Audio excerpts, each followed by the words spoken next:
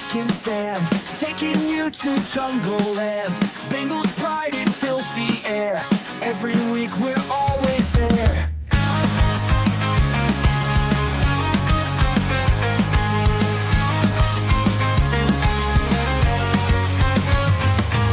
Touchdowns, tackles, all the plays. Bengals roaring every way. Stories, news, and game recaps. Jungle Juice, we bridge those gaps. Welcome to the Jungle Juice. Mick and Sam, let's break it loose. Cincinnati, hear our call. Bengals fans, unite us all.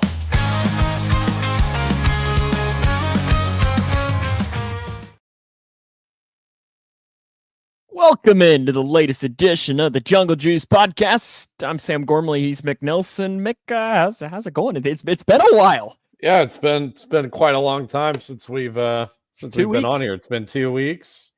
Had a nice refresher. I don't know. It's good to be back here. This is the stretch of the year where both of our schedules, like we both have really busy periods, but then there are periods where they overlap. And this is a section where both of our busiest seasons overlap. And luckily mine is in its the roller coaster is starting to dip down. Like we're almost back to the station for the most part, and then it rides again in a couple of weeks.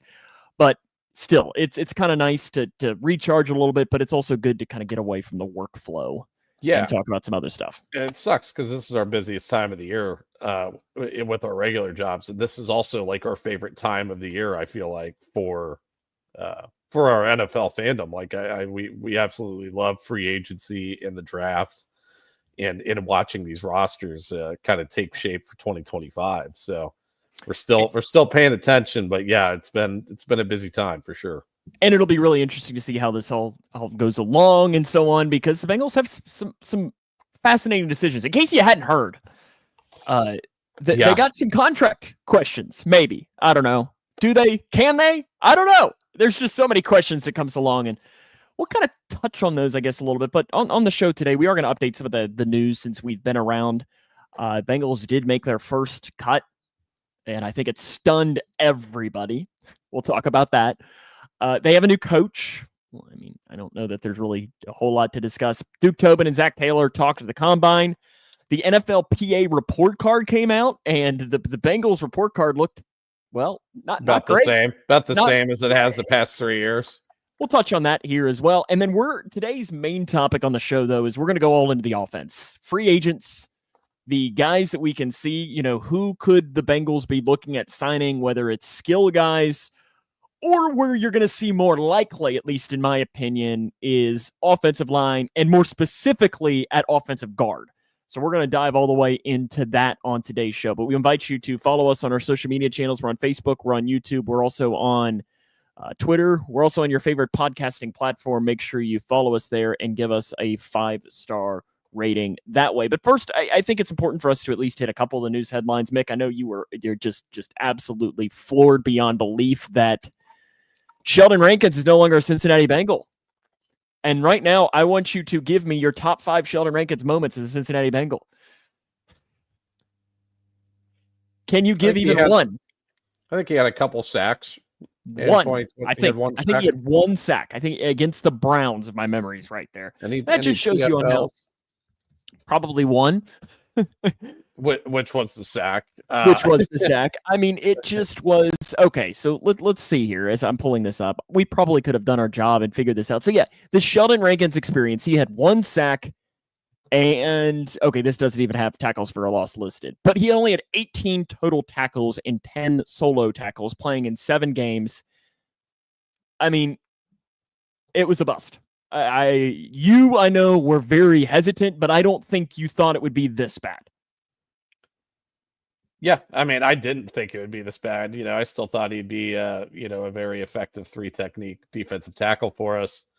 And sometimes when you sign guys, you deal with situations like this. I mean, I'm glad that it's only going to be a 1-year issue as opposed to when we signed Trey Waynes and we were stuck with them for 2 years. But yeah, I mean, it sucks that we didn't really get much out of him, especially for the money that we signed him for. But Best of luck to him. I hope he's healthy. He's feeling a lot better ever since that illness that he got. Yeah, and also, and I know that there season. were some more things that came out following that it does sound like it might have been viral meningitis, which is not great. Not that there's Yeah. illnesses, but yeah, I hope his health is there. But at the same time, it's kind of one of those things that I'm sure for both sides, it's like, yeah, I think it's best that we go our separate ways. It didn't sound like it really worked at all. Bengals have a new defensive assistant, Sean Desai, comes from the Rams. He was the defensive coordinator for the Bears and the Eagles. He was the Eagles defensive coordinator the season before this past one that got canned, and then they hired Vic Fangio, and Vic Fangio turned them completely around. Yeah, if I remember, I think he got canned midway through the season. What happened is, if my memory's right, he got demoted halfway through the season. Because who'd they promote instead? I can't remember. I don't even remember, because they took away the defensive play calling from him about halfway through the season, and then the team collapsed. So maybe it's a senior defensive assistant. Like, what really is he doing? Probably game plan and so on. I'm sure it's just another mind in the room, and honestly, you can never have too many minds when you get into this. So I'm fine with it. Like, it just seems like it's another coach. Like, this is not a defensive coordinator or something. Alex asks, who's going to win Sunday Night Football tonight? Is there Sunday Night Football tonight? Are we up? Are we missed? Does the UFL begin today, or whatever it is, or what do they call it now? Is it the UFL now? I think it's the UFL. Does that begin tonight? Or is he talking about the Oscars? I have no idea. The Oscars? Who's going to win the Oscars tonight? That's the real question. I have no damn... I hope it's Dune. I hope it's Dune 2. You want me to be honest with you? Dope. You don't know? I don't think I could name you one movie that's up today. The Bob Dylan movie's up there. Okay, that's Timothée Chalamet, right? Isn't he? Okay, there you go. That's Bob Dylan. I haven't seen it. I haven't either. Conclave was good. I haven't seen it. I'm not a movie guy, though. I'm just not. Okay, Combine. Last week, Duke Tobin and Zach Taylor talked at the Combine. I watched both. I'll be honest. I don't really know that I learned anything, because Duke Tobin and Zach Taylor both said exactly what you expected them to say. We like T. Higgins. We like Trey Hendrickson. We like Jamar Chase. We want them on our football team. We're going to try to make them on our football team next year. And I love that people read so much into this, because it's not like Duke Tobin is going to get up there and be like, you know what? We really want to trade Trey Hendrickson. Like, we don't think he's very good. You know, like, we're worried that he's going to hit off the edge, or, you know, T. Higgins, he gets hurt a lot, so we're probably not going to be looking at re-signing him. He's going to say everything that you want him to say. So I really didn't take anything from any of his comments, really at all, in throughout the Combine whatsoever. No, it's the same case every season that they talk at the Combine. They're not going to really tip their hand or anything like that. They're not going to give us any juicy headlines, really, you know, when they're giving these interviews, which I prefer, just as a fan. But yeah, it's just not much really to say from it. You asked me on whatever day that he talked. I think it was it Tuesday or Wednesday? I don't remember what day it was. You asked me, said, "Oh, did you listen to it? You know, what did you say?" And I told you, you could have. You don't know what he said, but you could try and say. I would ask you the questions, and you could have said the same thing that Duke Tobin was going to say. Yeah. Meaning that it was entirely predictable as to what it was. But I do like listening to those, because you get so many media. Because usually in the week to week, that's just Cincinnati media. National media doesn't typically come into those scenarios. But in this scenario, you had all of the national guys. And they kept asking about T. Higgins, but they would do it in different ways. And finally, Duke Tobin got to the point where he's like, guys, I don't know how else to answer this question. Like, we want T. Higgins on our team. We're going to try and get T. Higgins on our team, and we hope T. Higgins is on our team next year. It just was kind of funny. Steve asks, thoughts on trading for Michael Mayer? Steve, we're going to talk about tight ends here in a little bit. Let's come back to that here when we talk about tight ends here in just a few minutes, as far as free agent tight ends, because that could be a free agent tight end in a weird way that you have to just give up a pick for, potentially. And then the other big news from the week was the NFL PA report card came out. Bengals were really good in some and really bad in others. Let's start with the good. How about that? We'll start with the good. Yeah. Third, new locker room. Obviously has turned out great. Third in the locker room, fourth in training staff, sixth in training room, ninth in the head coach. I know specifically Zach Taylor received really high grades on there for player communication, of understanding and letting them speak if they have issues and so on, which I think is a really good sign. Yeah. Now, Bengals ranked 32nd out of, remind me, Mick, out of how many teams? It ranked dead last out of all the teams in treatment of families, which food, and their nutritionists. So let's start with the treatments of the families. That's not one that I necessarily want to be dead last in. No, they've been dead last in this all three seasons that this report card has come out. Paul Daner talked about this on the Growler. I guess it was this week, last week, or something. And he said the Bengals have actually been working on this, and they created a solution. Long story short, it was an awful idea, their solution, because apparently their issue is that what the main problem around this is that they don't have a spot after games to where players can meet with their families. Okay. So, but there's not much room to build something at Paycor just because most of the room is being taken advantage of. So what they did apparently is they put a tent out in the parking lot. Oh, geez. And that did not necessarily go over the right way. So I don't know. And I kind of get it. There's a finite amount of space. I mean, we all get it, but is there a way you could clear out like a meeting room or a conference room, or hell, why not just make the players' meeting room the family meeting room? Like, you can't make that a multi-purpose room? Like, what the fuck? Like, it is, and I'm hoping that this can now be the next, like, locker room was last year. You know, that they built the locker room, and hopefully this summer this can be the aspect, because I wouldn't imagine these families need much. You know, just an area to meet up. Basic accommodations. Like, it's not that hard to do. And it baffles me. This is a family-run organization. It is in a small, tight-knit community compared to the other markets in the NFL. Yeah, I mean, it's just like you should be taking that approach with your family and extending that to your players. And as a player, like, if there's one thing I really want above, maybe not above all the other things, but there's one thing I really, really care about, it'd be the treatment of my family members, of my children and my wife, or whoever I wish to bring to the games. It's just, that's inexcusable to be graded an F minus. Yeah, not just an F minus. Minus, yeah. In treatment of families.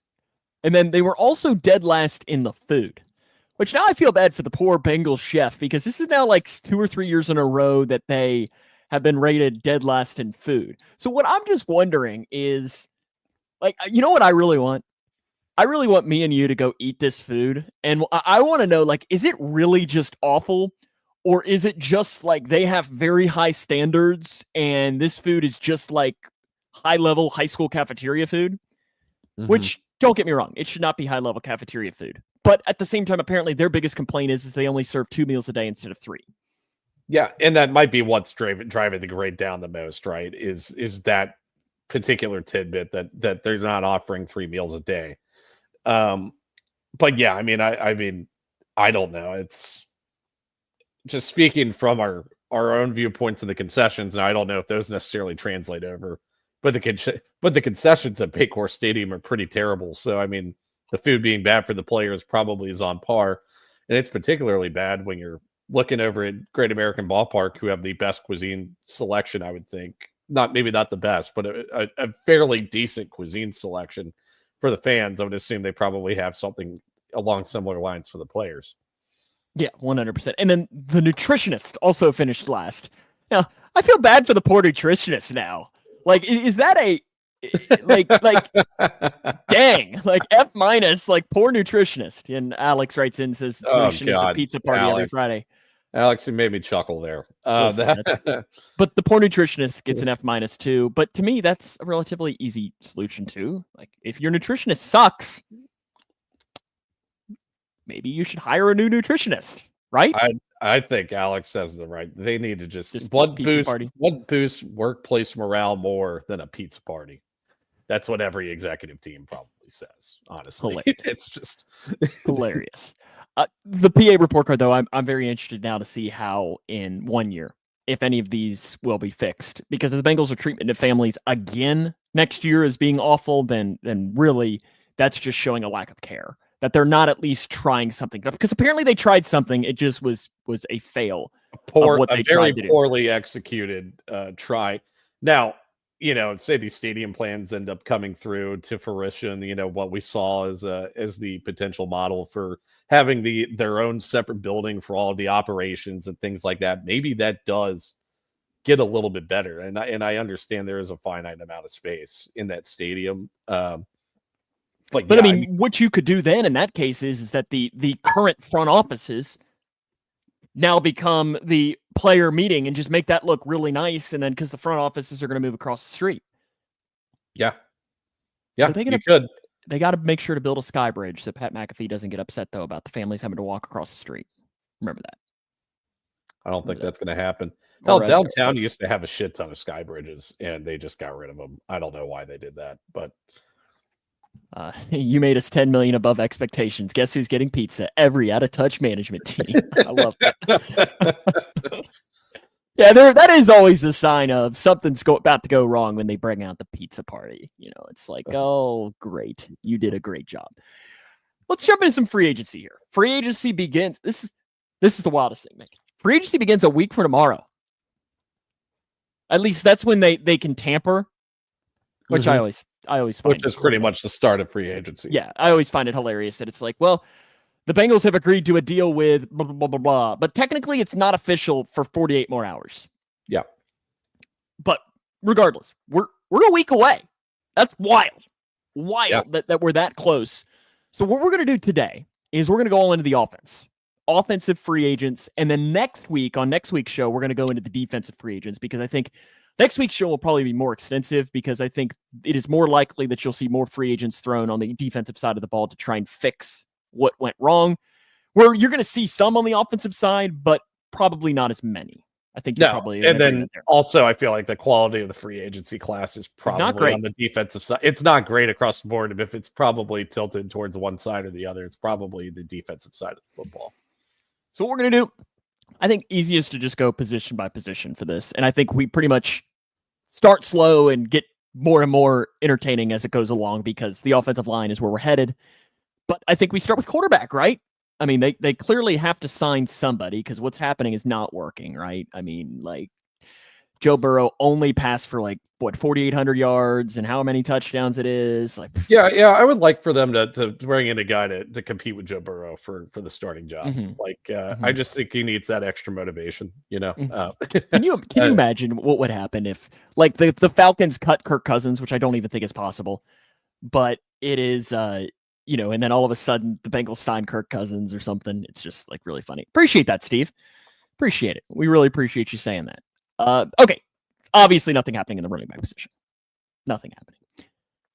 Or quarterback. Running back, though. Yeah, I was about to say, I've got some things on the running back position. Running back. Sorry. Yeah. Quarterback, there's nothing happening. Running back. It's interesting. Alex writes in here and says the running backs are Aaron Jones, Najee Harris, and a whole bunch of who gives a rat's patoot. I haven't heard rat's patoot in a while. It's been a while since I've heard that one. I only wrote down really one because to me, I really see this as a 4th or a 5th round pick. Yeah, I mean, I could see it going that route too. Now, the thing is, there's not really a huge pressing need, right, for a starting running back or anything like that. I mean, I think Chase Brown played well in about every aspect that you could ask for from a running back. And I've got some numbers, 57th percentile in yards after contact, 49th in breakaway yardage rate, 90th percentile in receiving grade, which is huge, 86th percentile in pass block grade, and 61st percentile in elusive rating from PFF. It's a PFF specific stat. I mean, those numbers will get the job done, right? I mean, that is, there is no glaring weakness that Chase Brown has. Now, is he the best at the position? Yeah, probably not, but I think he might be a top 10 running back going into this season. Probably a Especially fantasy. first round Oh, yeah. pick. Yeah. The receiving grades are in the pass block grade really stand out to me. And how, especially of how much he's developed as a pass blocker, because we were worried about that. And we thought, that's why they signed Zach Moss, and then he unfortunately went down with the neck injury. And but we got to see a lot more Chase Brown afterwards, and I think the team is more better for it. If they're looking to add to the running back room in free agency, you're not looking for somebody that does what Chase Brown doesn't do well, because Chase Brown essentially, like I just said, does pretty much everything at least to a solid level. But you are looking for somebody that's going to be pretty cheap in free agency if you decide to go that route, that can replace Chase Brown in a pinch, and the offense still, is working just fine, and the running back is not being a glaring weakness on the team. I agree. Alex writes in, says, where would you rank Chase Brown historically in terms of Bengals draft steals? I mean, I think you're still 1 year away from really calling it. Like, he had a really good year this year, but I think we need to see one more, because you see running backs, you see these 1 year phenoms of running backs, and then year two, they kind of get figured out and they fall down. So if he has another big year this year, which I expect him to have, then I think you'd throw him up there. I don't know that he's quite Geno Atkins level of steal. I don't know if he can really call a running back a draft, and I don't disagree with that either. I mean, hell, I think you and I don't know if you agree with this, but I feel like Chase Brown's closest like NFL comp pick, right, or comparison, is probably Austin Eckler. And Austin Eckler was an undrafted free agent and did that stuff. So and played the way he did. So I don't know if you can really call a running back a draft steal. I'm just glad that they found a guy in the later rounds that can be a good, solid starting running back on this team, which is something that we were clamoring for a couple of years ago. What? No Mark Walton love from you? No. I just had to drop a Mark Walton reference on today's show. It was on the bingo card, right? I don't have a ton of names when it comes to running back, because like I said, I really think this is because for one, it's a pretty decent running back draft. And I think we're going to be able to say that a lot over these next couple of years, because I think this running back position is just going to keep churning through with all of these guys. I saw Steve write in here and says, Ashton Genty as the number 17 pick. I don't think he falls that far. Yeah, I don't disagree with that at all, but I don't see the Bengals taking a running back on day 1 or 2. No, I don't see them unless somehow Ashton Genty's there on day 2. Unless it's just one of these crazy falls or something, but that's not going to happen. Yeah, and I know that they talked to Genty, but they talked to a few day 3 running back picks as well, guys like Corey Kiner and Kyle Monangai out of Rutgers. So yeah, I mean, that seems like the route they were headed. I do have a couple names here to maybe discuss. Go for it. In free agency, and I guess the one question of this free agency period is, do the Bengals bring back Khalil Herbert? So the Bengals traded for Khalil Herbert in the middle of 2024, traded a 7th round pick for him with the Chicago Bears. We didn't really get to see much of Khalil Herbert, just with how good Chase Brown was playing. And the numbers weren't great in 2024. We're talking 7th percentile in yards after contact. Didn't have any breakaway yardage, 7th percentile in receiving grade, 43rd in pass block grade, and the 1st percentile in elusiveness rating. But I do think Khalil Herbert. Let's just put it into 1st percentiles. That's not where you want to be. Yeah, it's the opposite of where you want to be.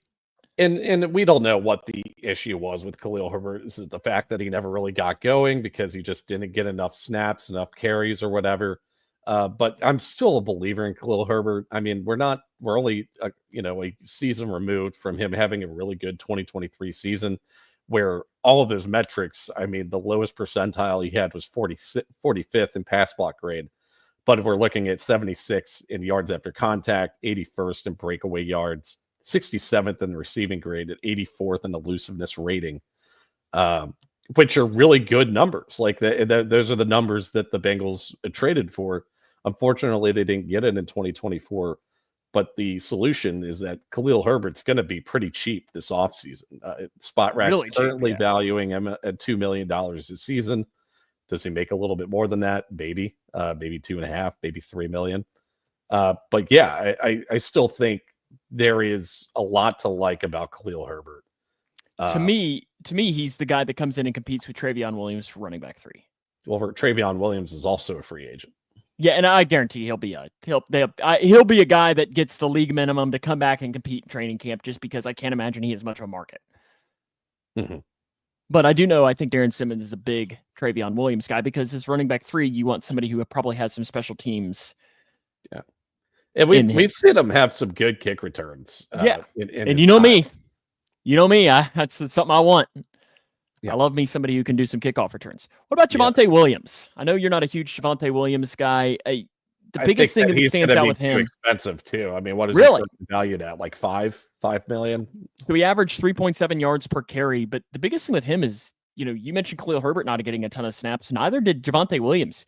His season high in snaps was 19. I don't think he had any against the Bengals when they played, week 17. But the biggest thing that stands about Javonte Williams is that he's regressed every single year that he's been in the NFL when it comes to PFF grades. Yeah. Now, it's not been a massive regression, but he's kind of just slowly gone down since he came in. But that's just a name that I was looking at that I was like, But again, I don't see them doing it. What about Steve's suggestion here of Najee Harris? That's not happening. Sorry, Steve. I don't think that's happening. I think he's too expensive, and we already have an RB1 on the team. Another name that I was interested in, Elijah Mitchell, running back from the San Francisco 49ers. He was the starting running back for the Niners in 2021, but saw his role diminished as Christian McCaffrey came to town, as would happen with probably any other running back, not named Derrick Henry or Saquon Barkley in this league. But yeah, I mean, we saw some really good years out of Elijah Mitchell when he was playing. He sat out all of 2024 with a hamstring injury, so we didn't really get to see him this past season. But graded pretty well in 2022, 50th percentile in yards after contact, 35th in breakaway yards. Those numbers aren't great, but we're talking 99th percentile in receiving grade, 76th in pass block grade, 33rd percentile in elusive rating. He doesn't currently have a market value on Spot Rack, which tells me he's going to be a dirt cheap player to sign in this free agency class. And this is a guy I think that they could bring in. And if Chase Brown does go down, God forbid, in the middle of the season, he has a season-ending injury. This is a guy I think they could thrust into action to be that starter. No, that would be a really good name. I mean, he was really good when he came out. He's a Louisiana guy, right? Yeah, Louisiana. He's a raging Cajun. Yep. Yeah, they're no longer Louisiana Lafayette. They're just Louisiana, which kind of bugs me because I always will call them Louisiana Lafayette. But that's an argument for another day. You got any more running backs, or you want to jump into some wide receivers? No, we'll go into wide receivers. I think we got to start when we talk about wide receivers and with the elephant in the room, because I think this elephant in the room changes everything when it comes to free agency and how aggressive the Bengals will be when they get into it. And that's the T. Higgins. Now, the rumors came out last week before last, where James Rapine from Sports Illustrated was reporting that the Bengals will franchise tag T. Higgins. And I know how you feel about it, Mick. You know how I feel about it. We talked about it a couple of weeks ago. I think it's not necessarily it is a smart move for the Bengals when it comes to building a winning football team in 2025, whatever year it is. That doesn't necessarily mean it's the best for morale or so on. But my biggest thing is you're putting this tag on him because, well, you don't want him to leave. Now, that's probably your own fault for it, but I know Paul Dehner was talking on his podcast that the number 1 ranked free agent in PFF he has only been not returned to the team that he was on once in like the last 6 or 7 years. And that was Devontae Adams, and he was tagged in trade. But the T. Higgins thing is a huge aspect to discuss when it comes into free agency, because if they don't tag him and he walks out the door and he signs with the Commanders, just for an example, then the need at wide receiver has shot up the charts. Yeah. Yeah, I couldn't have said it any better myself. We're gonna find out by Tuesday if he does indeed get tagged. That is the franchise tag deadline is on March 4th. Right now, I think the franchise tag for a wide receiver is around $26 million. And then if he doesn't get tagged, I think T. Higgins is making about $30 million because of how slim the market is at the X position wide receiver in this free agency class. I've already voiced my opinion on the franchise tag. I think, one, I'm not a big fan of it in general, just because I think it really puts the players at a disadvantage, especially if they went down with a career-altering injury during the franchise tag season. But I'm very much against tagging a player 2 years in a row. But this wide receiver class is slim pickings. There's really nobody. I mean, I know I talked Josh Palmer a couple weeks ago or a month ago, but even now, just looking deeper in the numbers, I don't know if I'd even feel comfortable with that, right? So there's really nothing. There really isn't anything at the X wide receiver position, which is what T essentially plays. I mean, T had his best year in 2024 as well. 95th percentile in receiving grade, 88th in drop rate. Wasn't great yards after catch, 23rd percentile in that mark. And then contested catch rate, 43rd percentile, but was 12th in contested catch opportunities, and that was with him missing 5 games this season. 83rd percentile in passer rating while targeted. I mean, this was a great season from T. Higgins. And if you can make a deal work, go for it. But here's the problem with that is that I think the bigger want from this fan base, the bigger need for this team is extending Jamar Chase this offseason. And how much money do the Bengals have in the bank to offer guaranteed money to both T. Higgins and Jamar Chase? We really don't know the answer to that question, but just given what the value of this of the Brown family is, I can't imagine they're sitting on a whole lot of cash. But yeah, again, they're not poor. Like we got it. Like we got to remember like how much they're pulling in a lot of money. Like it's well, there's a difference between pulling in a lot of money and having liquid assets available, especially when you have $200 million guaranteed going to Joe Burrow. And that's where you're probably, do you do some restructuring and so on? Well, I mean, Joe's not going to give up guaranteed money. That's another thing. I doubt he gives up guaranteed money. I don't know how he's going to restructure the deals to make T and Jamar Chase both on the team long term. But yeah, I mean, there's really slim pickings in the free agency class, and I don't think the wide receiver draft class is really that strong this season, this year. What I like to look at here is that we've seen the Joe Burrow reclamation projects. It's like it was always the thing with Nick Saban where fired coaches would go, they do like their 2 years under Nick Saban, and then they come out and they get hired again and have success. Like Lane Kiffin and so on. You'd see all of these guys. That would be like their process to get back into the game. I think you're going to start seeing these, we've seen it a lot at the tight end position of tight ends come through and then they go get paid. Mike Gesicki might be a guy this year. If he doesn't go to the Bengals, he's going to get paid somewhere. We saw it with CJ Uzama. We saw it with Hayden Hurst. Irv Smith technically got paid. He did technically go somewhere else and make money. Now, that probably wasn't any benefit of Joe Burrow, but still, we've not seen it from the wide receiver. But part of that is because there really haven't been any opportunities for the Bengals to sign. There hasn't been a need at the wide receiver position. I mean, I guess there was a slight need for it this past offseason, where they thought that they had the solution with Jermaine Burton, but we don't know if that guy is going to be on the team in 2025. So, yeah, I mean, really, ever since Jamar Chase has been drafted, they haven't had a huge need potentially at the wide receiver position until this offseason. I'm going to drop a name here, and I already know you're probably going to start cursing at the name. You're going to say Terrace Marshall Jr.?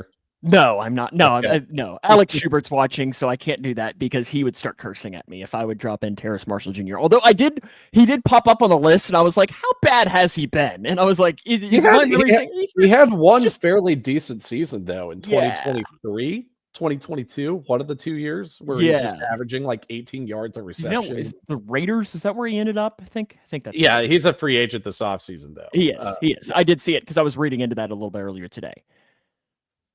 But how about we pull a guy down from the team up north, in Elijah Moore? And now here's at least why I was reading into it, and I'm like, okay, interesting. For one, he's not going to cost a ton of money, and he might take a little bit less for a 1-year prove-it deal. But he doesn't really drop. 6.2 drop percentage. That's not bad. He at least has decent hands. He only had 4 drops all season of last year. There it is. Alex Schubert, my Terrace Marshall was mentioned. Senses are tingling. But the thing with Elijah Moore that the Bengals have liked a lot over these last couple of years is the inside-out versatility. Somebody who can line up in the slot, but also go outside when needed. We saw them do that a lot with Jamar Chase. Elijah Moore did that with the Browns. And I mean, here's my biggest thing with Elijah Moore. We can say what he is about a wide receiver. And in his stats, he's been largely, what's the word? Meh. I mean, he hasn't been very good. But, other than but my follow-up is he's never had a quarterback. Yeah, he's been in some very dull offenses. Now, yes, you say, and that's what I'm saying. We could say he's never had a good quarterback, but I mean, he did have Mike White. He had the career resurgence of Joe Flacco in 2023, where he just went off with the Browns. Okay. But yeah, I mean, that's a name to definitely throw out there. Somebody that's good, a 1-year cheap deal of him.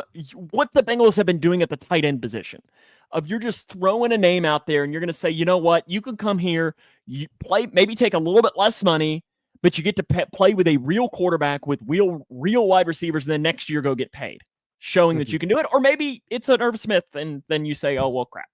Yeah, and I definitely see where your point is there. Now, is this assuming that they re-signed T, or is this as a T replacement? Because this is not as a T replacement. No. Okay, I was going to say, because this guy is not an X receiver. No. He's inside out versatile. Yeah. And we're going to need an X receiver replacement if we do not bring T in.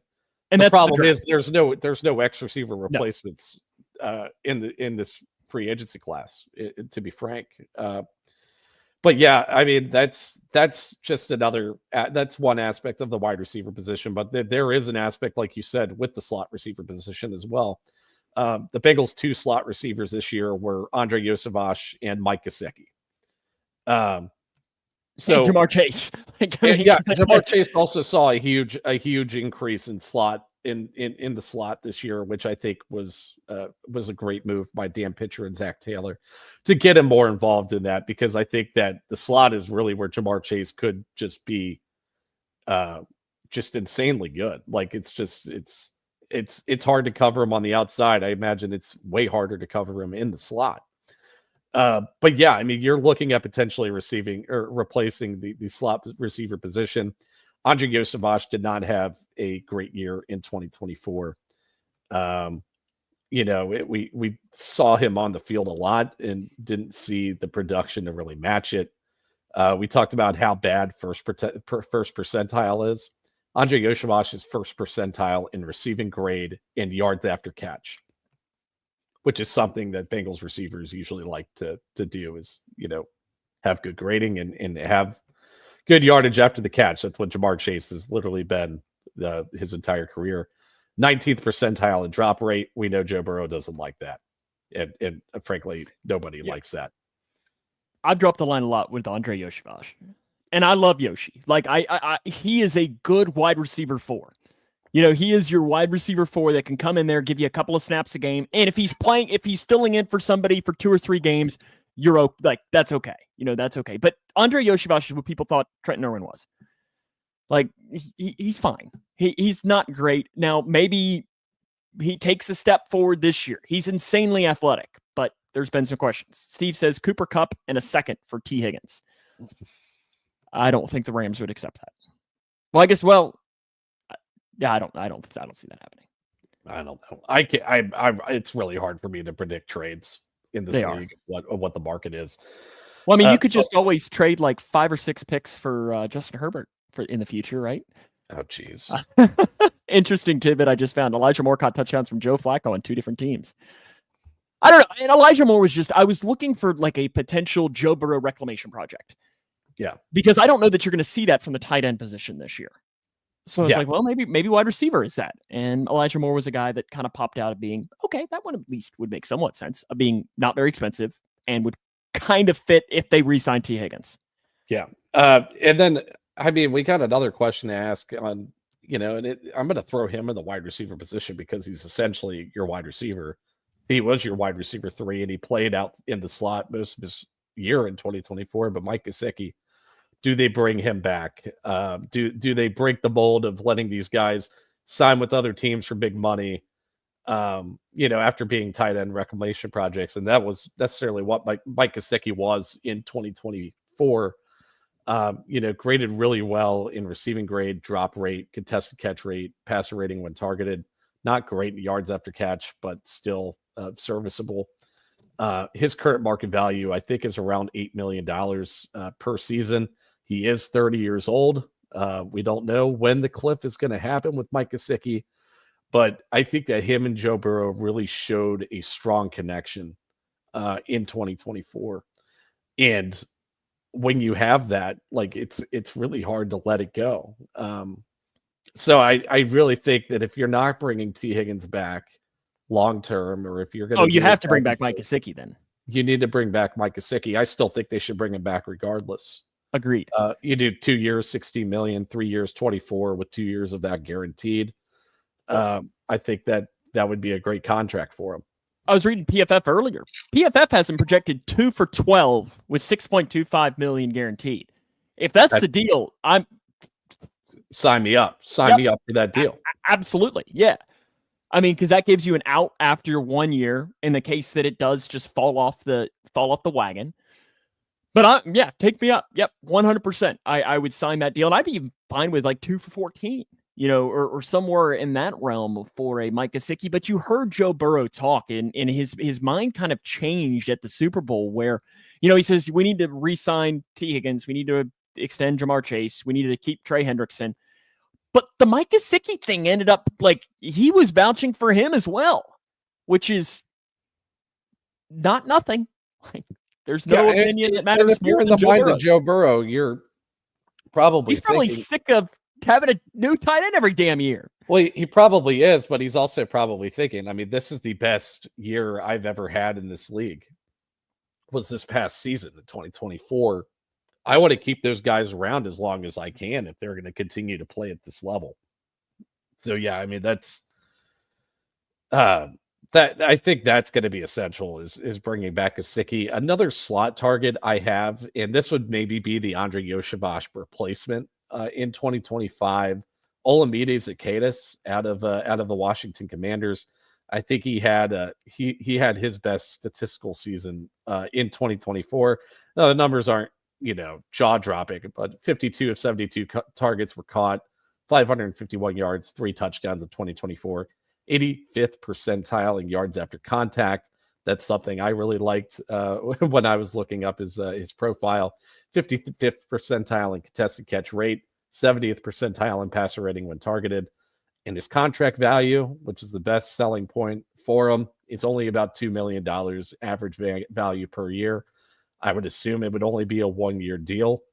But yeah, that's just a guy I'd be stoked to see on this in this offense. Can I just drop another Washington Commanders wide receiver? Like, can we just take De'Ami Brown? No, can we just take Noah Brown? Noah Brown? Just so he doesn't like because he can't hurt us if he's with us, even though he did coach us in 2024. No, yeah, he didn't. I just always like that. Alex asks, what about Darius Slayton? I'm not a big fan of Darius Slayton. You've kind of changed your tune on him. Yeah, well, it's like we watched him play really well against us, but if you just look at the grading throughout his career, it's been pretty mid. I mean, along the lines of like an Elijah Moore. I'm not looking for mid wide receivers, to throw money at.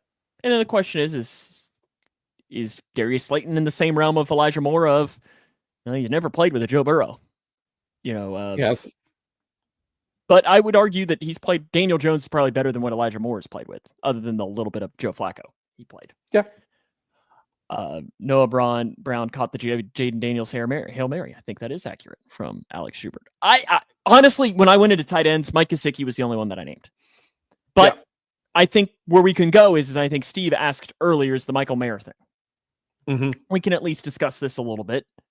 You know, the Raiders, not surprisingly, are thinking of shopping Michael Mayer because in case you hadn't realized, they have a tight end who's pretty. He's pretty good.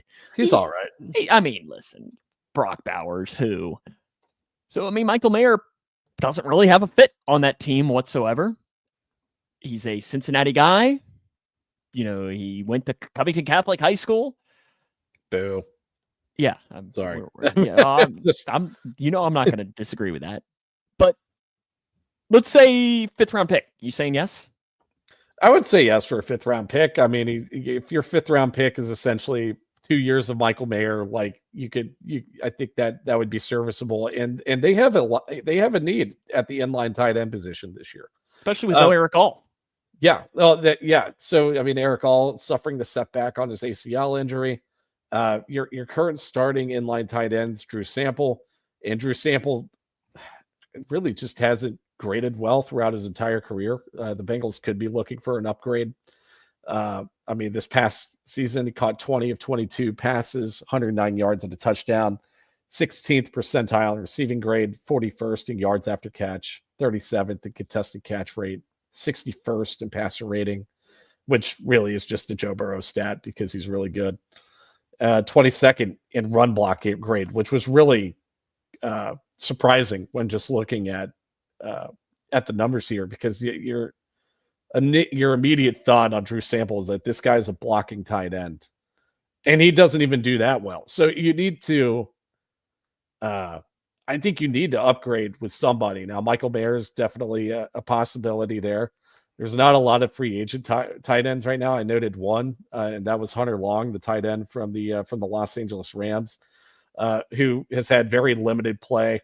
Only had 8 receptions for 73 yards in 2024, but the grading was really good for him. Receiving grade was top half of the league. His run block grade was in the 96th percentile. He graded really well in run blocking. And his current value right now is about $2 million a season. So, he's cheap. You've got some tight ends in this draft class as well that we'll talk about more in the coming weeks once we know what the Bengals tight end situation is. But Michael Mayer, I think, would make the fans happy. Not that that's what the moves that should be made. It would probably make him happy. But if you could do it for a 5th and even a 6th, or something in that realm, then I think you do jump all over it. Do you have any other tight ends? Or you want to jump into the meat and potatoes, really, of this entire conversation, and that's the offensive line? Yeah, let's go to the offensive line. Let's start at offensive tackle. There's really not a lot here. I have one name to bring you for an offensive tackle, and just because I'm finding my theme from cheap reclamation projects, and it wasn't on purpose, but I guess cheap reclamation projects from the Cleveland Browns. Jedrick Wills. Jedrick Wills, and here's why. For one, he's not going to cost a lot of money. And there's probably nobody that knows him better than Scott Peters, the new Bengals offensive line coach. Now, the question is Scott Peters might say, absolutely not. No chance. I do not want Jedrick Wills whatsoever. Or maybe he says, yes, there's something more in there that I can do something to work with.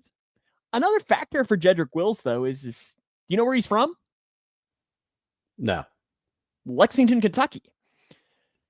He's from Lexington, so just down the road. Does that have a factor of potentially playing closer to home? Now, I know. Where did he go to high school? Did he go to Lafayette? He did. He went to Lafayette. Okay. So, yeah, that's something of a factor. Now, he hasn't graded great throughout his career, and it's progressively gotten worse throughout it.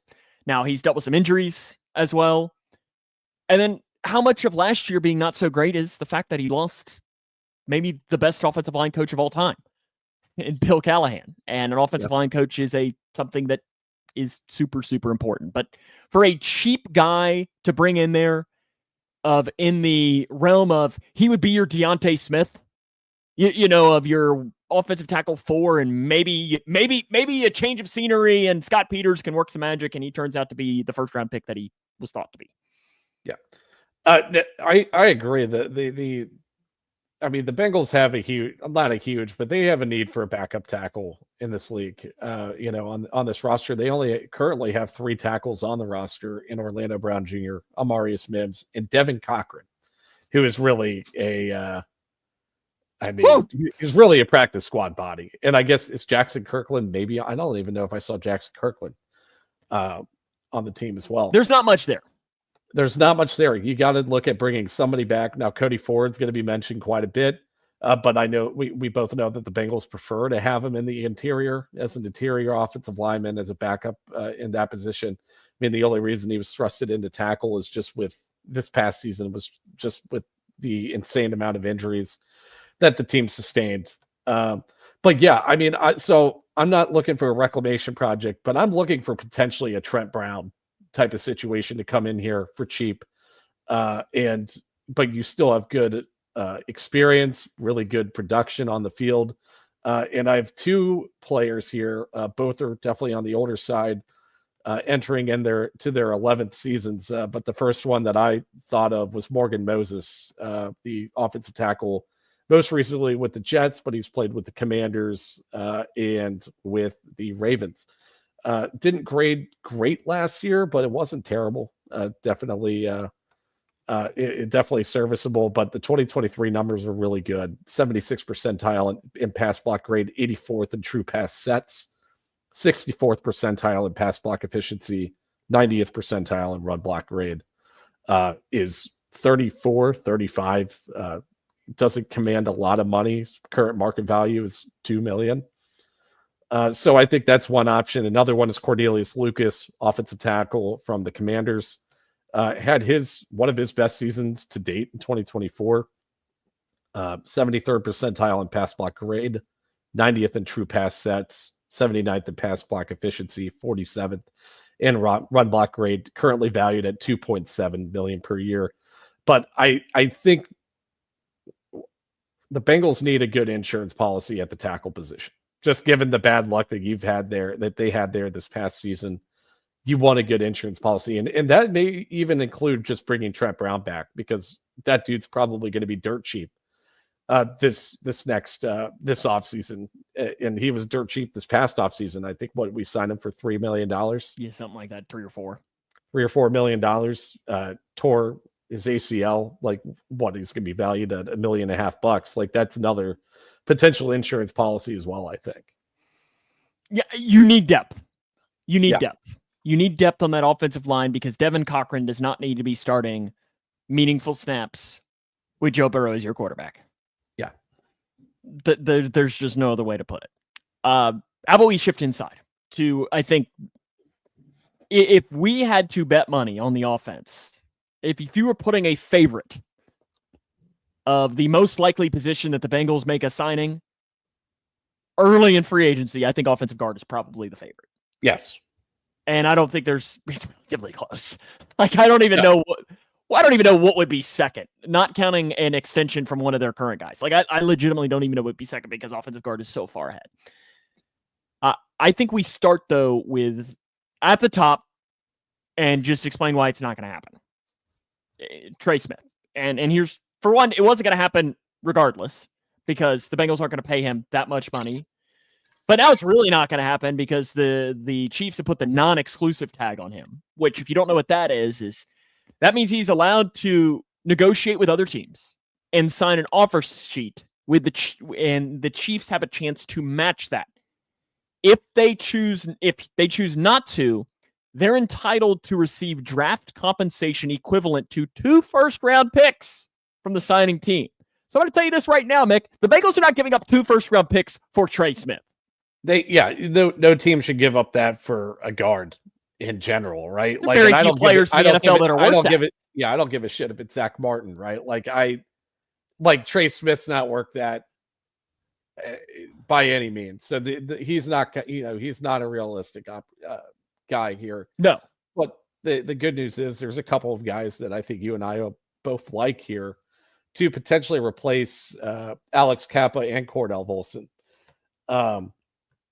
Now, the guard play we had this past season's been pretty bad. It was probably one of the worst I've seen from a Bengals team, probably dating back to the Cedric Ogbuehi offensive line years. Now I know he didn't play guard, but that was pretty much the era where the offensive line was Bobby Hart. really, really, really bad. Bobby Hart. So we're talking 2017, 2018 offensive lines here. But yeah, Alex Kappa, I mean, started out really strong with this team, was a really reliable guy, and then just for some reason fell off a cliff in 2024. Won the triple crown of pressure, sacks, QB hits. That He was awful. He was awful. Was not good. He was awful. Cordell Volson was about just as bad, but at least Cordell Volson graded really, pretty decent in run blocking. So maybe that's something Scott Peters is like, man, maybe I can work with this. But yeah, I think that there's some good names out there. Yeah, I think my favorite, and I believe he might be your favorite in this free agent class, is Tevin Jenkins, the guard out of the Chicago Bears, currently valued at $10.3 million a year. So he's not dirt cheap, but the Bengals need to spend money at this guard position, and you're about to get $8 million back in cap from cutting Alex Kappa, which I think is something that is probably going to happen. But Tevin Jenkins was a former second-round pick. His issue has always been his durability, though. He's only played in 45 out of potential 68 games throughout his career. So what? That's about 2/3, maybe a little over 2/3 of his games. But yeah, I mean, when he's been on the field, he's played really well. 89th percentile in pass block grade in 2024, 76 in true pass sets, 76th percentile in pass block efficiency, 83rd percentile in run block grade. To me, the biggest thing that stands out about Tevin Jenkins too is he was the lone guy on that offensive line. Like, that was a bad offensive line. It wasn't good, and he looked good with a bunch of, as you know, the line from the Growler always was, is with a bunch of donkeys around him. Like nobody that's very good around him. So that has to mean something for Tevin Jenkins. So yeah, he was absolutely on my list. What about a reunion? Who's that? With old man Zeitler. Kevin Zeitler, outstanding season last year with a really good offensive line with the Detroit Lions, but it's 35 years old. That's something the Bengals don't really do at all. We've talked about Kevin Zeitler as a potential free agent to come back for a reunion. Since he left. Since he's left. Or maybe at least since like Cleveland was looking to move on from him, right? But I mean, other than since Amarius Mims, though, Amarius Mims was the first pretty much good draft pick on the offensive line since Kevin Zeitler. I mean, they really hadn't had anybody that was really great on the offensive line since him. So maybe you try to run that back and bring him here. I mean, he'd be a 1-year deal. I think you could do worse. You could probably do worse than him, but Father Time comes from us all. And it is very concerning that you sink some money into him and Father Time comes and he turns into Alex Kappa this year. Yep. There's always a chance that he does that. I didn't have Kevin Zeitler on my list just for the sheer fact that we talk about him coming back. Everybody talks about him coming back. We've done it for the past 5 years or so, and that's never happened. Another name that I like. Just go ahead and make a reminder to talk about it this time next year. Yeah, we will. Okay, unless he retires. Another name that I would be okay with would be Aaron Banks, the guard from the 49ers. Yep, former second-round pick out of Notre Dame. Currently valued at $9.7 million average annual value. Best graded season was in 2024, but it wasn't, off the charts good. I mean, it was solid, especially compared to his prior seasons. 38th percentile in pass block grade, 44th in true pass sets. It's not great, but not terrible. Definitely not as bad as Volson and Kappa have been. 54th in pass block efficiency, 71st percentile in run block grade, which I liked. But that's just another name that I had out there. Charlie Goldsmith, has been doing some work with Paul Dehner on the Growler, and they did an episode a couple of weeks ago, which I highly recommend, where they literally just talked about guard play for like 35 minutes. And it was actually, I found it very entertaining. Watching some film, breaking down, and in Charlie's pick, I'm not huge on, but his explanation at least made somewhat of sense. I don't know if you listened to the episode or not, but he goes to the Baltimore Ravens. Patrick McCarry. And now, if you want to look at just PFF grades, he rated 51st out of 77 guards last year. That's not great. Now, the one thing that he does offer, like a Cody Ford, he's very versatile on the offensive versatile. Yeah. And how much does that play into the Bengals potentially wanting him? But then also, how much does that play into teams paying him probably more than he's actually worth? Yeah, I mean, it definitely could play into it. And although he didn't grade very well this past season, I mean, he's generally graded pretty well his entire career leading up to last year. We're looking at a 71 team grade in 2023, 73 in 2022. I mean, this was really his first season where he started every game in 2024. But if you just look, this guy was moving around all throughout the offensive line. He started initially at right tackle and was playing really well at that. And then because of injuries, excuse me, I believe they transitioned him to left guard. And how much of that, I mean, you're switching around positions.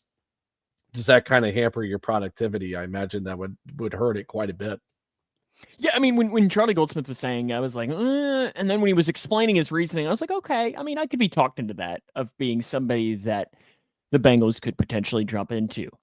One of the other names that I did when we did our mock off season of being a guy that, I mean, it's a little bit of a risk, but has been really consistent when he's plays, and that's Will Hernandez.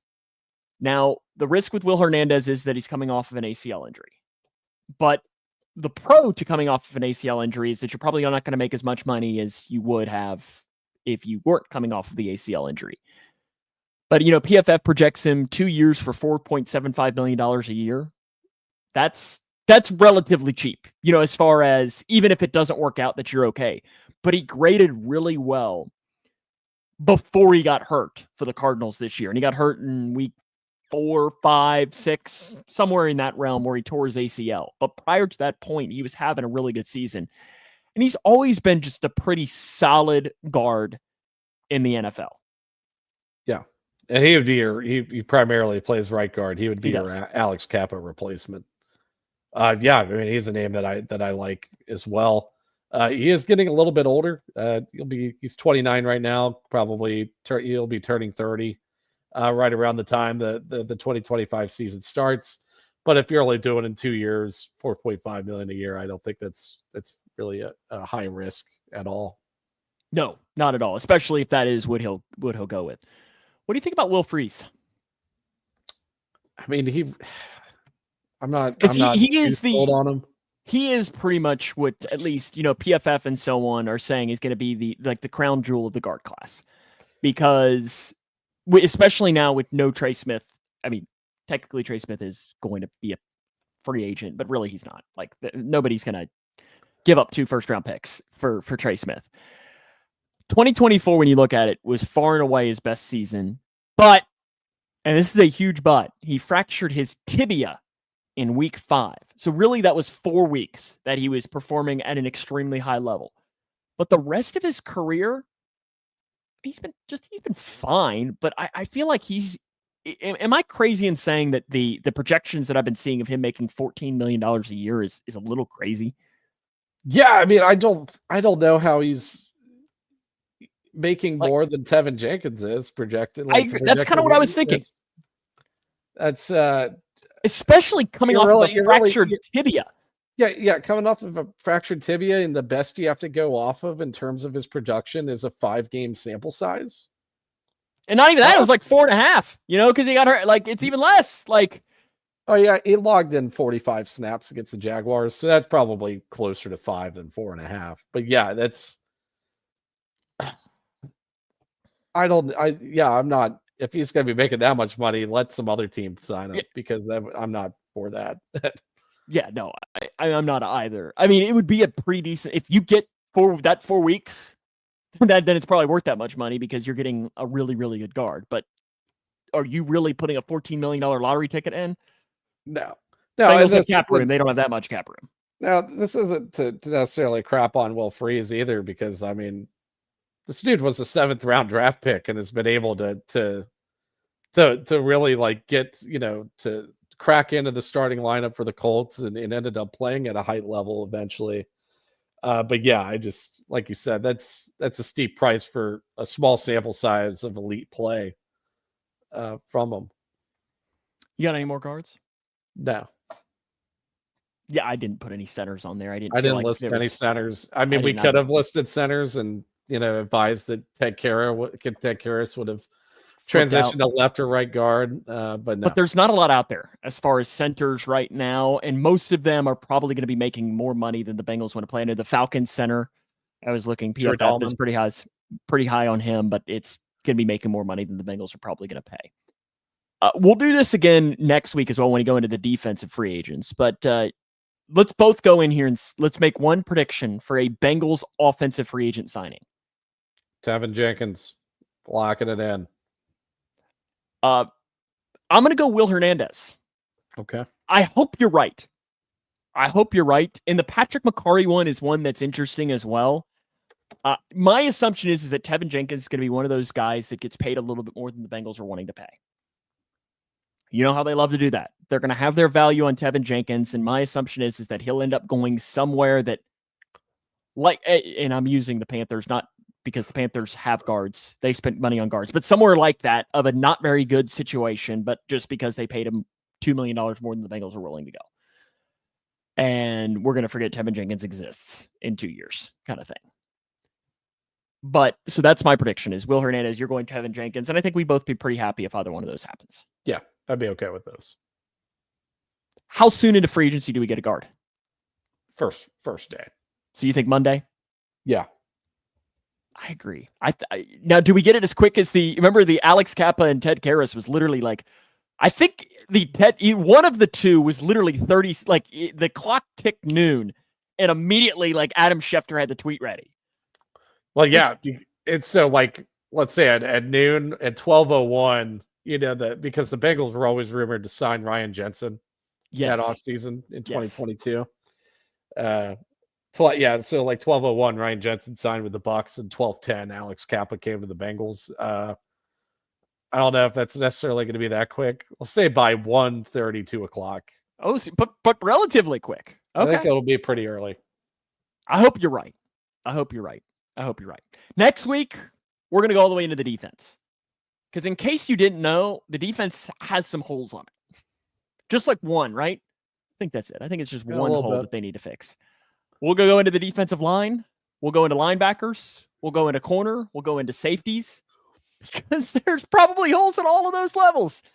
And theoretically, you could make a case that the Bengals make a signing at each of those positions. And for some of them, multiple of them. Especially when it comes to the defensive line and so on. So that'll be next week's show, next Sunday. Remember, we're going to be on Sundays until about middle of April when we'll shift back into Wednesdays. And maybe even during April, we might even do a couple of shows a week to catch back up when it comes to draft. I know that we did that last year where we ended up doing like Sunday, Wednesday leading up to the draft. So I don't know if we'll end up doing that or not. We'll have to see how it goes on. Steve says goodbye, Pratt and Stone. I think you're probably right. But that'll be next week's show. It will be. Any parting thoughts or anything that we didn't get to on your extensive list? No, we pretty much covered everything. Yeah.